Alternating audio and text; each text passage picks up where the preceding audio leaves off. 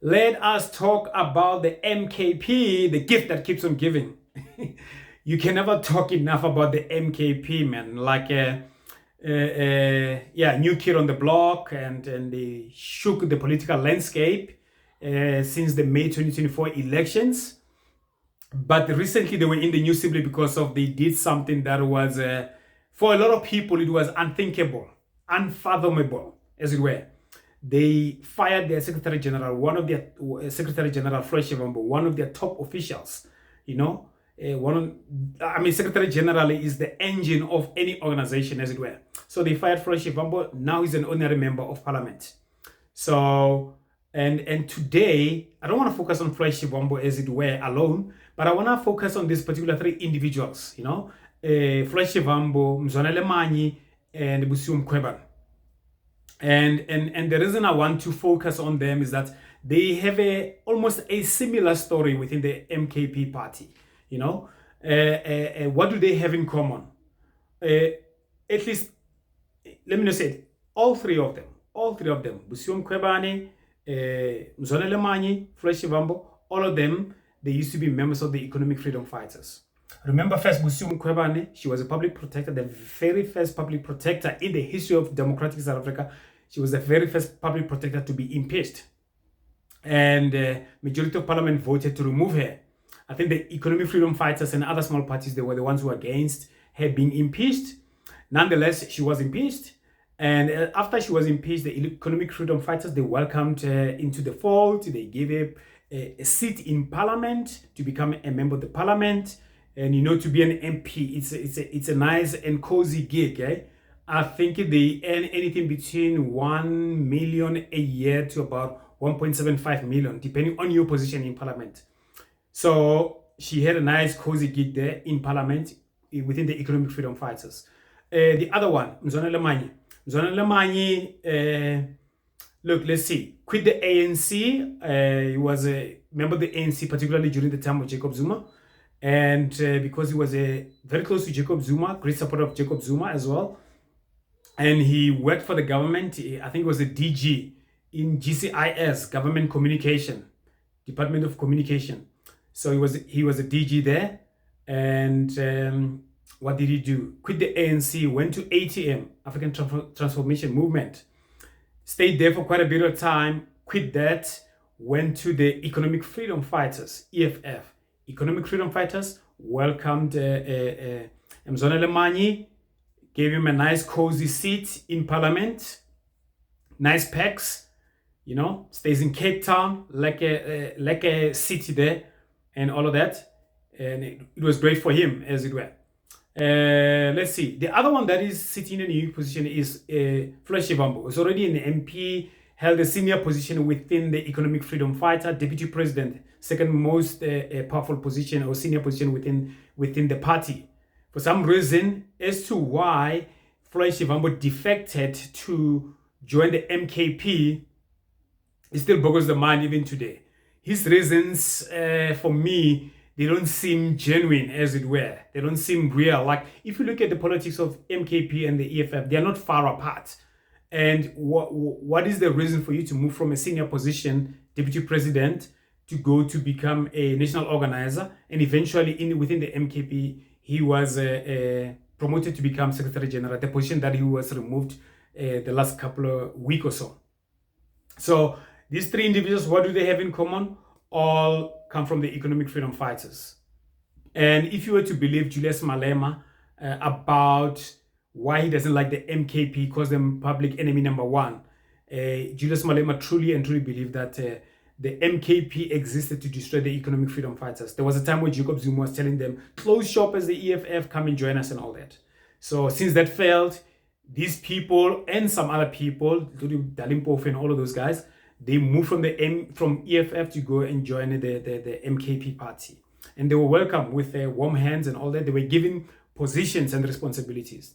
Let's look at the responsibilities that they got. Busisiwe Mkhwebane, she was given a position in Mpumalanga to become a convener, a leader of the party in Mpumalanga, to replace a lady called Phadi. She was there from the beginning when MKP was launched in Mpumalanga.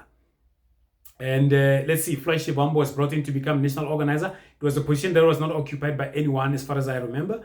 And when he was promoted to become Secretary General, there were about 2 or 3 Secretary Generals of the Mkhwebane that had resigned.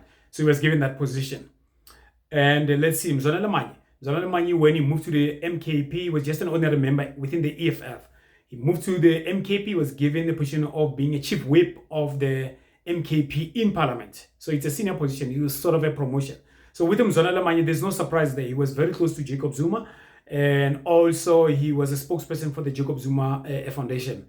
And was very close to the Guptas. He was able to buy ANN7, the Gupta TV station that used to be on the DSTV network.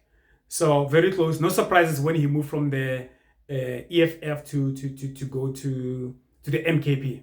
Since they've been members of the MKP, what has happened to them?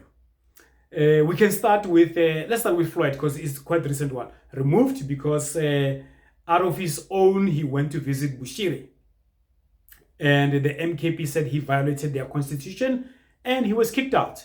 No reprimand, nothing like that, just kicked out with immediate effect. And yeah, he's just going to become an honorary member of parliament.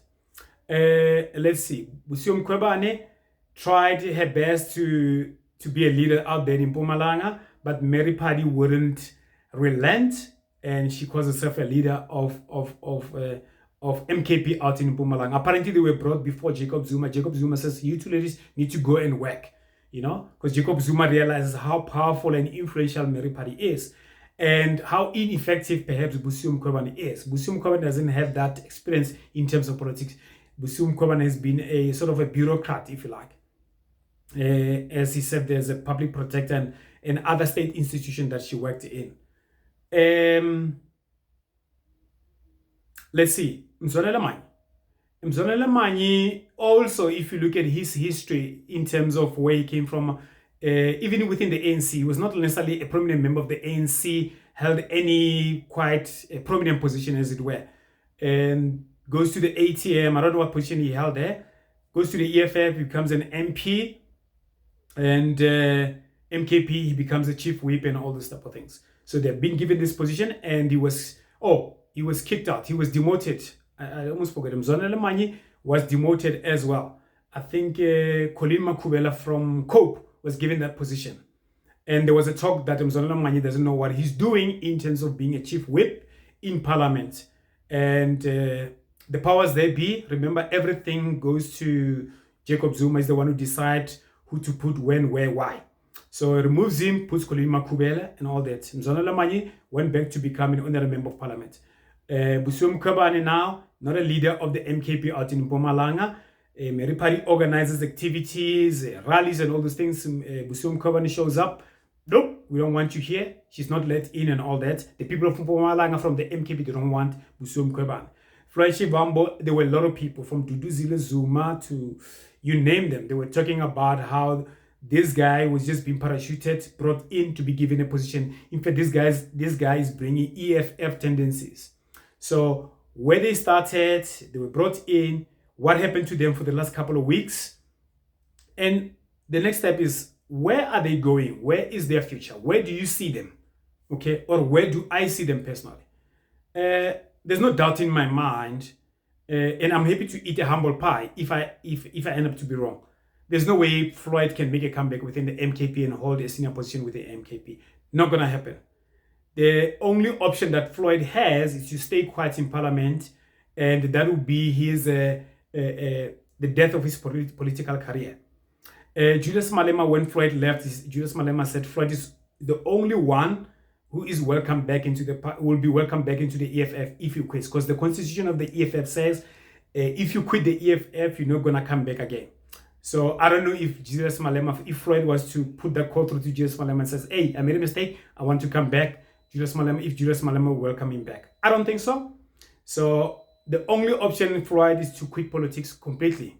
Go into civil society, academia, is very highly educated somebody, and all of that. Business perhaps, I don't know. So I don't see him making a comeback. The only place I can see him making a comeback goes back to the ANC. I don't know if the ANC will welcome him back or go back to the EFF. I don't think that's going to happen. Mkhwebane. there's no way for her to go. There's no way for her to go. I think the best possible solution for Busisiwe Mkhwebane is to try to go back to parliament and just sit there quietly as an MP.